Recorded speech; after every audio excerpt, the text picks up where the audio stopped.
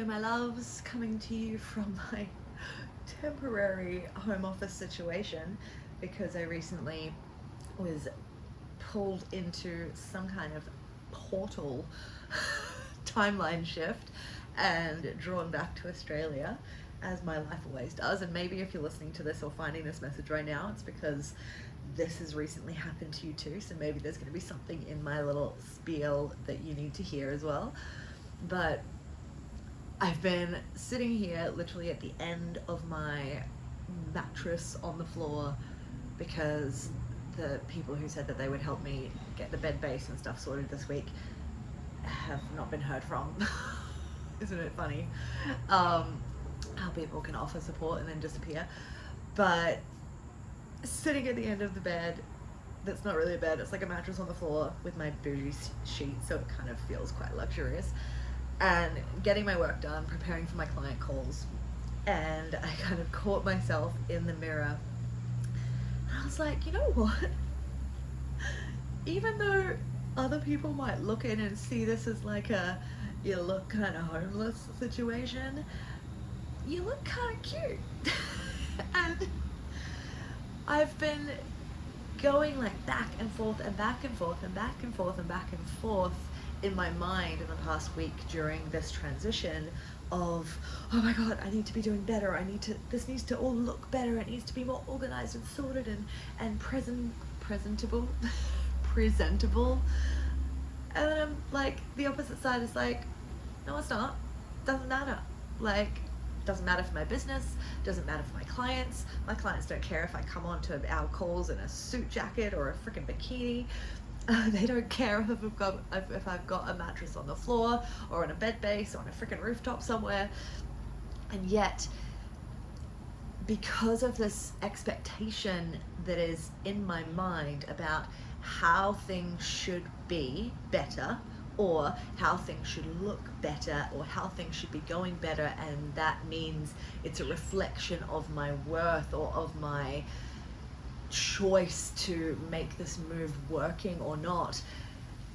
It's so interesting to just watch my mind oscillate between the two being like, it all needs to look a certain way, be working out and be like presentable to the world and be like, look, I made this decision and my life is amazing. And it is. But that doesn't mean it has to look a certain way or present a certain way or always throughout the day work a certain way. And why is that expectation in there in the first place? I believe, for me, it's because of this. Because of peering into other people's lives, because of absorbing so much visual data about what other people are doing and creating this expectation that if I do, and for example, like, I literally moved countries this week. I've done this all a million times. It's kind of my natural state. I have beautiful connections and homes and people in at least 3 different countries in the world that I always have support from, which is beautiful. And so it's not a foreign concept to me, but it always looks slightly different when I move. And the different things that get set up always take a certain amount of time or look different when they get set up. But I've noticed in the last year that when I have made these moves, there's this extra push, like this feeling in my energy of like, as soon as I get there, I need to get this to look like this, and I need to get new clothes to look like this, and I need to present it to the world to be like, look, this choice that I made is aligned and amazing and it's working and you can do it too. And it's like, why? And I was talking to a girlfriend yesterday. My favorite thing about where I've currently moved to is it's just around the corner from my best friend and my nieces, so I can wander around there on my work breaks and go and hang out with them and play. And we were talking about this experience, but just in the context of clothing as a woman. And she's just had a baba and is literally just lounging around the house. She always looks amazing. She has the most amazing clothes and sarongs and just looks gorgeous all the time, no matter what she's doing.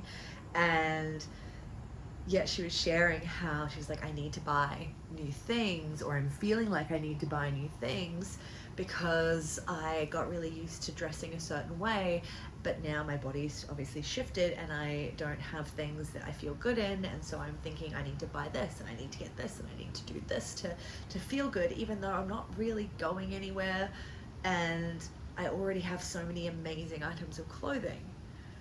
And beautifully she said to me, I really think it's just because I'm looking at all these other people's lives of them wearing amazing outfits, you know, while pregnant or post-pregnant, of them doing the school pickup, wearing a certain item that maybe I need to get to.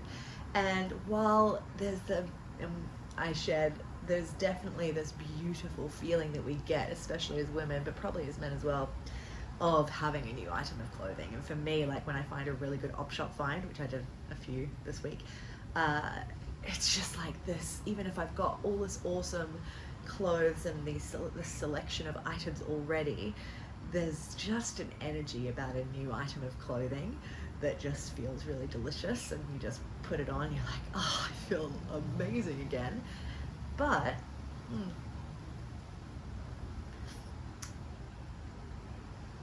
can we cultivate that feeling of deliciousness, of I look amazing regardless, or things are going well no matter how they look right now, or no matter how I would explain them to people right now, no matter how things are going, and you know, am I sitting on a floor at the end of a mattress without a bed base?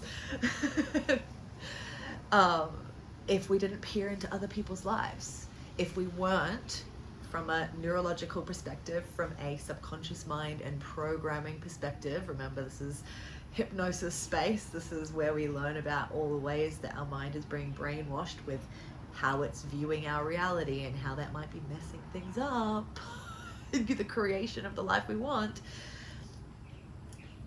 When we peer into other people's lives constantly, non-stop, over and over and over and over, even if it's just split seconds, it's imprinting, and this is, I know, is what's been happening to me. It's been imprinting little expectations, layer by layer by layer by layer by layer, onto the mind of, it should look better, it should feel better, it should be like this, it should be easeful, it shouldn't come with challenges, it shouldn't feel negative, it shouldn't be hard, everyone should support you, whatever it is. And the thing that I think so many people don't understand about when you scroll, when you are on these devices all the time, is that even if you scroll past it and you only hear like 3 seconds of it, whatever's said in those 3 seconds is absorbed. It's absorbed into your mind, and your subconscious stacks it wherever it belongs.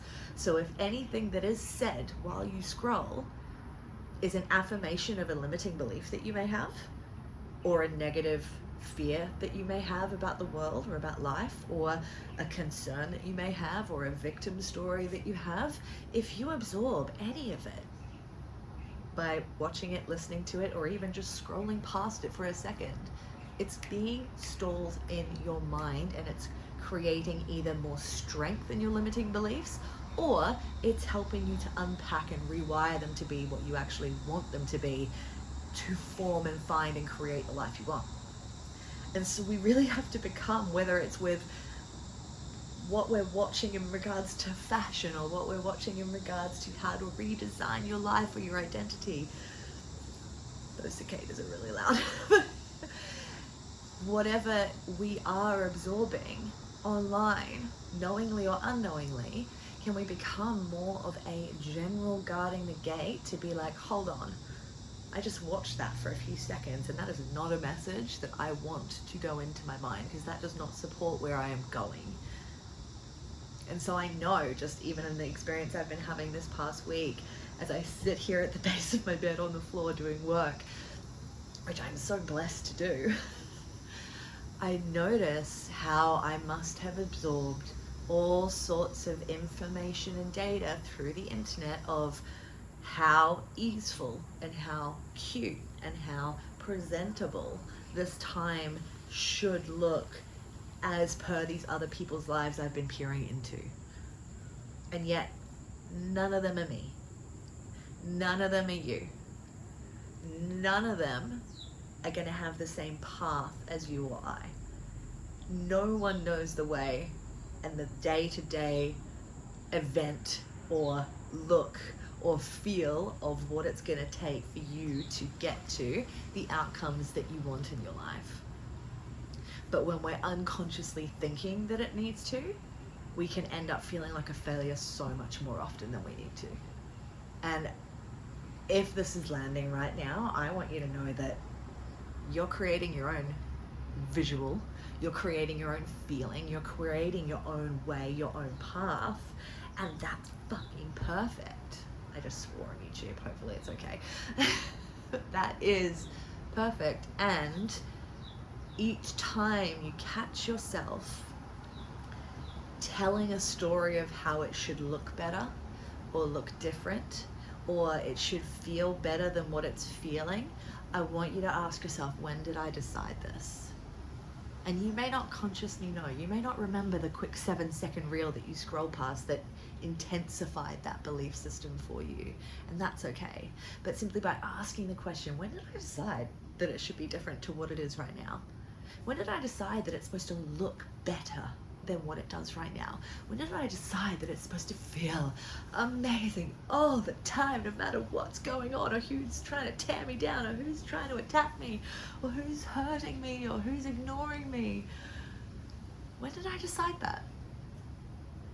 Because when we really think about when we might have decided it, we realize that we might have decided it for a really silly reason, or a reason that actually has nothing to do with our existence.